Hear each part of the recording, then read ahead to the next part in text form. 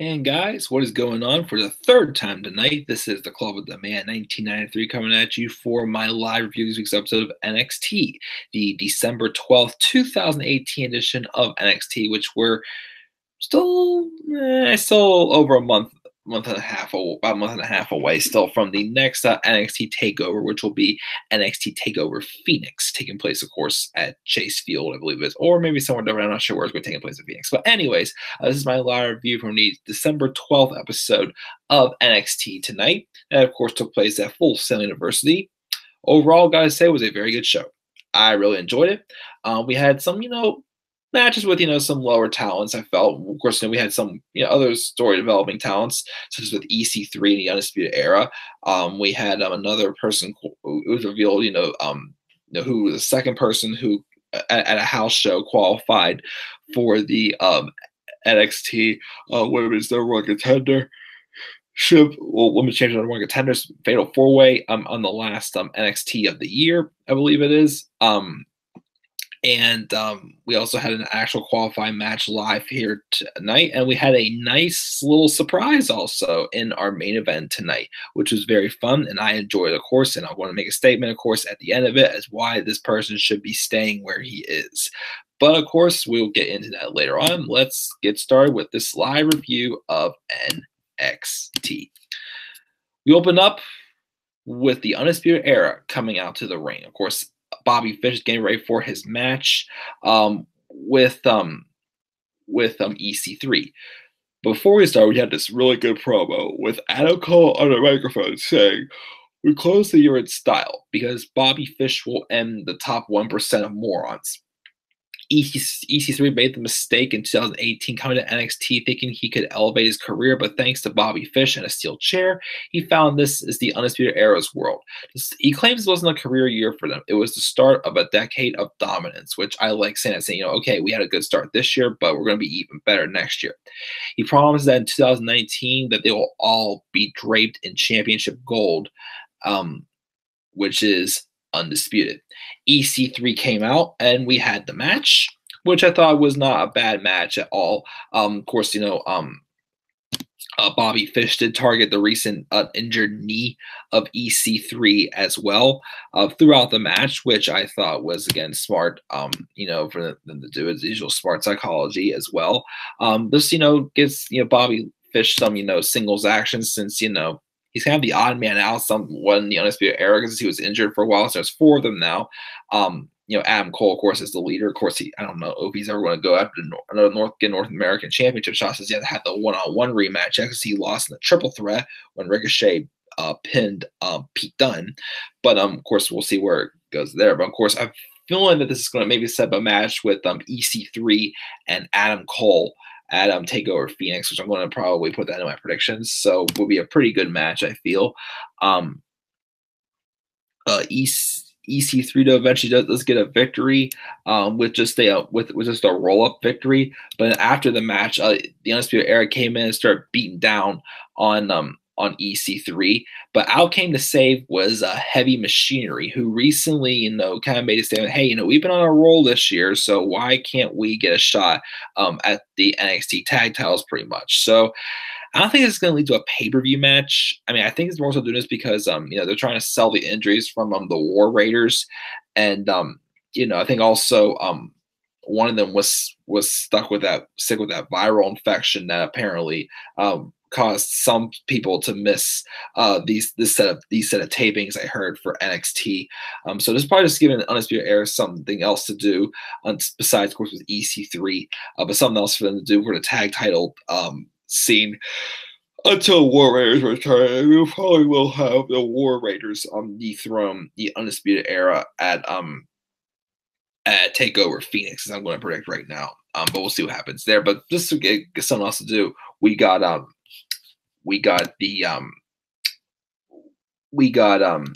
shoot, what am I thinking now? We got Heavy Machinery going after Undisputed Era, which makes sense to me. I'll check the live chat really quick. What's up, Jay? He says, 12 minutes. Tyler Breeze looked better than he has ever looked in his entire time on Monday Night Raw. Oh, of course, we'll get to that, of course. And what's up, Mark? I thought it was going to be Pete Dunne, which would have been nice since Even though Ricochet did pin Pete Dunne in that triple threat match they had for the North American Championship, they still kind of have some unfinished business because Pete Dunne was eyeing up that title after their victory, and they both pinned Adam Cole in the War Games match. But you're right, it could have been another possibility for a to answer the open challenge for well, not open challenge, but the mystery opponent for Ricochet. But of course, we'll get to who it was towards the end. Even though Jay already mentioned it, but that's completely fine. We then have you're interviewing Dakota Kai and Io Shirai, which apparently also rumors have it. Of course, we'll still see with these tapings. Apparently, Dakota Kai may have suffered an ACL injury. So if that's the case, that sucks. Probably won't be seeing her again until next summer if that's the case. But they talk about Jessamyn Duke and Marina Shafir getting involved in their business in recent weeks. Dakota says they're not going to stand for it, and when they want a tag match, Io says she won't let them attack her friend, and also calls for the match next week. So we're getting that match next week with Dakota Kai and Io Shirai, which Io Shirai is going to be having her first NXT match. Also, Jessamyn Dukes and Marina Shafir's first match as well. We then have Oney Lorcan and Danny Burch taking on the Mighty, which not a bad match. I like their first match better than that. This was more of like a revenge match, pretty much, with just Oney Lorcan and Danny Burch saying, "Hey, don't try to push us around again." But and they win, and Oney Lorcan and Danny Burch win, and I don't know. The match wasn't bad again, but I'm just still very disappointed with what happened with the Mighty this year. Again, I really thought, they had big hype for him coming back since they missed all of 2017 after Shane Thorne, I think it was, suffered the knee injury at the hands of the Revival. And I thought when they came back that they would make a good run in the Dusty Rhodes Tag Team Classic. They didn't. They lost in the first round against Authors of Pain. They turned them heel. They were winning and they were losing. And now, they're putting on better matches. Their two matches with Lorcan and Burch have been good. And even their last match with the Street Profits, I thought was good also. But I don't know. It's just like I thought they would have been in the tag title scene this year, but instead it just feels like they're just the team there, to feed the pins to. They're good. I don't know if since there was a miscommunication in the match where I think it was Shane Thorne accidentally slapped Nick Miller. I don't know if they're going to tease a breakup, have to be single stars or whatnot. But I don't know. I had higher expectations this year for TM61. We're getting out the Mighty, but it didn't live up to it. So we'll see what happens to them in 2019. But again, a little disappointed with what happened with them this year. We get a replay of last week's awesome segment to end the show, hyping up Aleister Black and Johnny Gargano's steel cage match. It's going to happen next week. We get Johnny Gargano doing a promo similar to how Tommaso Ciampa did his, but it was also kind of similar to how Johnny did his promo, explaining his actions and why he attacked Aleister Black. He says that Aleister couldn't absolve him from his sins at TakeOver because he never sinned. He's still fulfilling his promise to become an NXT champion, which will lead to the fans cheering and little kids high-fiving him. The ends justify the means, and it means including attacking a guy in the parking lot. Well, Black was just in the wrong place at the wrong time. And just like last week, Black was once again in the wrong place at the wrong time. And he will be again next week in the steel cage. Of course, I like how he gets down by a steel post. Steel post pen into cage, saying you can look him up with the devil himself, and he'll do whatever he has to do to end this story like he promised, becoming NXT champion. Next week, he will close the door on Aleister Black, which is, again, awesome. Again, I still like the promo when he explained his actions as to why he attacked Aleister Black. I like that one, of course, a little bit better, but this was still pretty good also. And I just like how there's that outdoor feel, lurking around where he attacked him as well. So again, great stuff here. I'm sure though soon we may see, because it sounds like we are going to be getting Ciampa and Black at TakeOver Phoenix. I still think though it will be just one-on-one, because I really do think they're going to go full-fledged heel Johnny Gargano and have him reunite with Tommaso Ciampa. So I keep seeing that happen. But we can see that next week in the steel cage match. But we'll see, of course, what happens with that match. That should be pretty good. A live chat. The prediction for NXT Takeover is champion versus champion, Ricochet and Pete Dunne, champion versus champion. Actually, that would not be a bad idea for the match at all. Just so you know, unfinished business maybe. I like that. The tag team on NXT in general, I feel, is handcuffed by the Undisputed Era. I don't want to say it's really handcuffed. I mean, they always seem like they have qualified people to challenge for it. But again, just the Mighty I thought would at least be in that mix, and they weren't. So that was my thing on that. We get again. We got the Dominic, the Djokovic teaser. Apparently, he's fighting for his family and will do anything for them. And he's going to be making his TV debut next week. I know we've probably seen him before. It's Chris Djokovic or whatever his name was called, but he's now going to be a little more of a serious competitor now in NXT. We have three of the four horsewomen backstage. Shayna Baszler's not worried about whoever wins the fatal four-way to determine next challenger. She'll leave Phoenix with the title, and her opponent will leave with the hospital bills. She also asks, Kathy Kelly also asks if Shafir and Duke, what about Dakota Kai's and Io Shirai's challenge? They just laugh, but it just says, oh, don't worry, they're ready. So we'll see that next week. And also, Lacey Evans was announced to be in the Fatal 4-Way as well. We see footage of her winning at a Florida house show this past weekend. We then had a qualifying match with Mia Yim taking on Rena Gonzalez for the qualify, which, okay, give Mia Yim in there. Just give a young upstart, an opportunity, because she won the match. But why put her up against someone who's not going to be around for a while, right? As far as I know, in NXT, such as Rena Gonzalez, what has she done to deserve this opportunity? Why isn't Candice LeRae fighting for an opportunity, or why isn't Nikki Cross fighting for an opportunity? Well, as of now, it's just weird why to give him Mia. It feels like a match that's just a match put on if it's Mia Yim and Aaliyah, if Aaliyah still apparently again Aaliyah still that talent who's more of a heel now, but still just being there just to eat pins but put on good matches. But at least have matches like that that was not meant to be qualifying matches, but wasn't bad. Mia Yim wins the match. We then have Aleister Black having a video package talking about his match next week against Johnny Gargano, saying it's interesting how everyone reveals around how they're feeling. Everyone keeps asking how he feels about the match. He doesn't feel anything. He just has to do this. He's come to realize that Johnny is beyond absolution, and that comes in the form of that steel cage. There will be no evading or avoiding everything he's done. It'll just be him and the cage. And at the end of that, he will fade to black. So we got that next week. And then we get our main event. So Ricochet comes out, and his opponent is revealed to be Prince Pretty himself, Tyler Breeze. Tyler Breeze came out with of course, he didn't have the selfie stick, just a cell phone, just doing the pose on a Titantron. And what I liked about this was, when I went to NXT live event months ago, Tyler Breeze appeared and had a match with Dan Matha, that the weird dude who had all this hype and with the Titantrons in 2016, but then he debuted, and then we haven't seen him since because Samoa Joe just attacked him. We haven't seen him on live TV for NXT ever since that. But Tyler Breeze had a match against him, and he kind of put on a good match, but still had a baby face.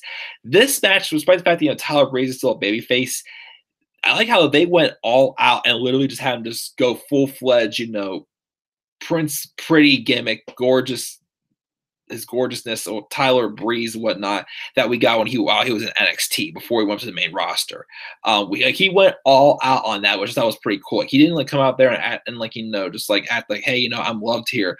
But he was pretty much just throwing back to the old memories with that. And I like this surprise. And again, just watch this match. I'm thinking, hey Vince, once again, this guy can put on great matches. Why are you giving him shit to do up on Raw? Why are you doing this to him? Even this wasn't him just taking on this was just him and Dan Matha match. This was him taking on Ricochet, who has easily been one of the greatest things to happen in WWE this year because of course NXT, his work in NXT as well. Well, it's the only thing he's done so far in WWE is his work in NXT, but this is where he belongs. And maybe just really just feel bad for this guy. Again, this like what we got tonight is what Tyler Breeze should be on the main roster. A strong mid-card contender. Like taken seriously, having something to do with him. That's him. Like, yeah, we had the Fashion Files last year with him and Fandango, which were entertaining. But once again, they went absolutely nowhere. They got old and they just died. But of course, Fandango's been out with injury for a while, so that's why they haven't done anything except for him just having squash matches. But just again, just we got the Tyler's Gorgeous chance and whatnot, and even again he was kind of like I trashed the referee at times for trying to get into his face and whatnot. Pretty much saying don't touch me and whatnot because of his good looks and whatnot, but had a lot of great near falls again. It just really made me wish that Tyler Breeze would just go back to NXT. Honestly, like why not? You were doing it on the main roster, just go back to NXT, and then put a match like this. You could even feud with Ricochet for the North American Championship. Even if he was the one to take the North American Championship off of Ricochet, I would not be upset. Of course, Ricochet did win this match, and after the match, he did offer a handshake to Breeze, who shook his hand, posed with the belt, and Ronaldo, of course, saying that he'll end 2018 as the NXT North American Champion. So. Again, it's just really made me miss like Tyler Breeze in NXT. Of course, I mean, yeah, I didn't see a lot of his matches in NXT since I wasn't watching NXT full time before he came up. Of course, I saw his match with Apollo Crews, I believe it was. I saw his match. I did not get to see his match with Justin Thunder Liger. I did not get to see that match when I went to NXT Takeover in 2015. I didn't get to see that because once again I got to that Takeover late because of the bus getting stuck in traffic towards close to home before I got to New York. But this guy was something special in NXT, and just seeing this nice shows like this guy can still go when you give him the right opportunities. And like I just appreciate the fact that they went all out with it, and his whole NXT gimmick was just a big hit. Like this reminder, hey Vince, this guy can do it. Give him the chance on the main roster, and if not, just send him back to NXT. I'm pretty sure he will gladly do it. But yes, but that's what happened in the main event. Great match, great treat for us seeing, Tyler Breeze as a surprise mystery opponent for Ricochet. And of course, with that being said, that's it for NXT. I'll give this week's episode a B+. Again, strong, good matches, nothing astronomically amazing, of course, well, except for the main event, of course. But I still thought it was a very strong show, almost A- worthy, but I'll give it a B+. B+ for NXT this week. Check the live chat again. Let's see here. I've seen the spoilers next week, and it's awesome. Don't give it away, please, but cool. Let's see. Oh, we've got Robbie saying Aaliyah Canadian caramel ice cream. There you go, Mike. I finally came up with an ice cream flavor for Aaliyah. Thank you very much, Robbie. Good to hear from you again. My friend, I haven't heard from you in a while. Hope you're doing well. And yes, day one is H. Yeah, boy, I miss the Fashion File in some ways. Dan Matha was a huge flop for sure. Even when he talks too, he's like, oh my God, what he's saying? I'm like, this guy sucks. He's no big deal at all to me. NXT did Ricochet's open challenge better than Raw did Seth Rollins when Ziggler came out and accepted, because we've seen that match how many times. But whatever the heck's on with Ziggler, hopefully we won't see that match again. Again, they're not bad matches, but we've seen it 15 times this year. But Jay's giving NXT a 7 out of 10. Fair game there. And this is why Triple H should be in charge, of course, of everything, as Mark says. Indeed. But guys, without further ado, that's going to be it for this live review and the third of the trifecta tonight. Again, guys, thank you for tuning in live for NXT UK 205 Live and NXT Reviews. What are your thoughts on all the shows? Of course, leave your thoughts down in the comment section of each of the videos as well. And please click my like and subscribe for more content on my channel. Follow me on Twitter, Demand93. Tomorrow afternoon sometime, I will do my top 10 special live stream of the week, which will be top 10 basically any matches involving tables, ladders, or chairs. That will be my top 10 tomorrow, because I was going to do top 10 TLC matches, but I haven't seen all the TLC matches. Yeah, I haven't seen a lot of them, so I can't judge them all. So I want to do like a top 10 list mix of like tables matches, ladders matches, chairs matches, and TLC matches, of course. So we'll get that tomorrow. But guys, thank you guys for joining me live once again. I'll see you guys all tomorrow. So until then, guys, have a great rest of your night and peace out, everybody.